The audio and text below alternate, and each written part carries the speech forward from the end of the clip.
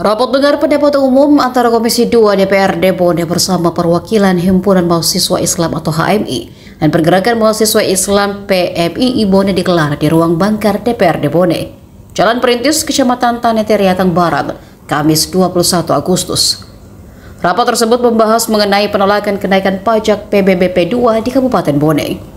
Rapat yang diharapkan menjadi ruang penyampaian aspirasi itu berlangsung tegang. Perdebatan sengit sempat terjadi hingga akhirnya perwakilan HMI dan PMII memilih walkout meninggalkan forum. Ketua HMI Bone, Andi Miftahul Amri, saat dikonfirmasi tribuntimur.com menegaskan kekecewaannya terhadap DPRD yang dinilai tidak konsisten memenuhi janji. Menurutnya, forum RDPU seharusnya sudah dilaksanakan jauh hari sebelumnya. Sementara itu, Ketua Cabang PMII Bone, Zulkifli, juga melontarkan kritik keras. Ia menilai DPRD tidak serius menanggapi aspirasi mahasiswa karena baru merespon setelah aksi besar terjadi. Ia menambahkan keterlambatan itu justru menimbulkan kesan bahwa DPRD hanya ingin memperbaiki citra usai gelombang protes. Menanggapi hal tersebut, Ketua Komisi 2 DPRD Bone, Andi Idris Alang, menyatakan pihaknya sudah berupaya memenuhi janji untuk menggelar RDPU.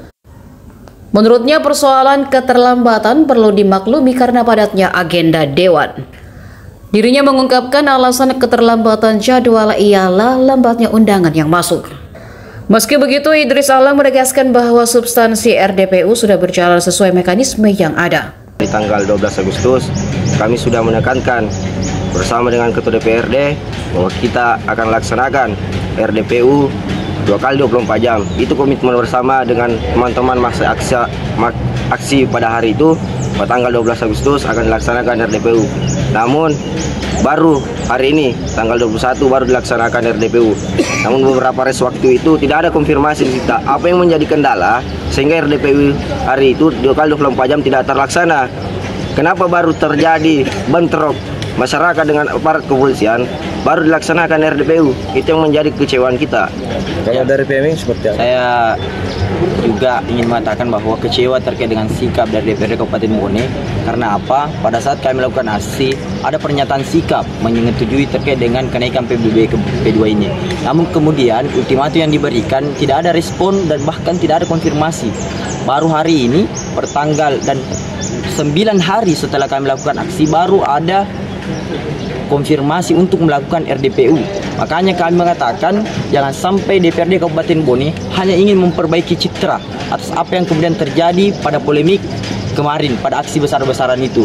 Dan kemudian jika memang DPRD Kabupaten Bone serius terkait dengan ultimatum yang kami berikan baik dari PMI maupun HMI, tentunya mereka akan mengonfirmasi dan akan melakukan RDPU per 2 kali 24 jam seperti apa yang kami ultimatumkan pada saat aksi demonstrasi. Apa yang harus dievaluasi setelah ada kejadian kemarin dan pemerintah memutuskan untuk menunda dulu kenaikan PBB? Apa yang menjadi bahan evaluasi ini dari teman-teman PMI ini kepada pemerintah maupun DPR merespon sekaitan dengan tuntutan aksi mahasiswa ataupun masyarakat Bone? Apa yang harus menjadi pembelajaran ke depan? Seharusnya kemudian yang menjadi pembelajaran bukan hanya kami yang melakukan aksi maksa demonstrasi, tapi pemerintah daerah pun maupun DPRD Kabupaten Bone harus melihat bahwa apa yang menjadi kebijakan yang dibuat sangat merugikan masyarakat. Itu yang menjadi sebenarnya poin. Dan seandainya kebijakan ini tidak dibuat dan tidak disepakati baik dari pansus maupun paripurna, gejolak yang terjadi pada kemarin, aksi besar itu tidak akan terjadi.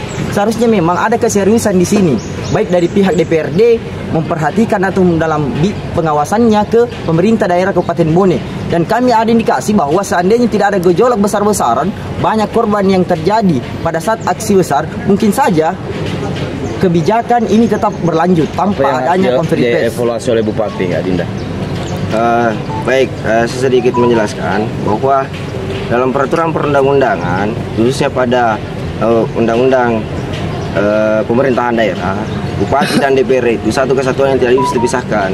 Berarti yang harus dievaluasi adalah hubungan koordinasi yang baik, karena kemarin kita lakukan aksi demonstrasi, Ketua DPR mengatakan dan beberapa anggota DPR mengatakan tidak ada koordinasi.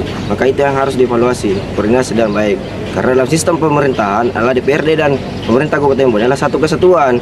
Bahwa melihat dari gejolak ini adalah bagaimana pemerintah daerah Kabupaten Bone harus cepat merespon dengan kondisi sosial yang ada. Jangan sampai ini bukan persoalan jangan sampai lagi.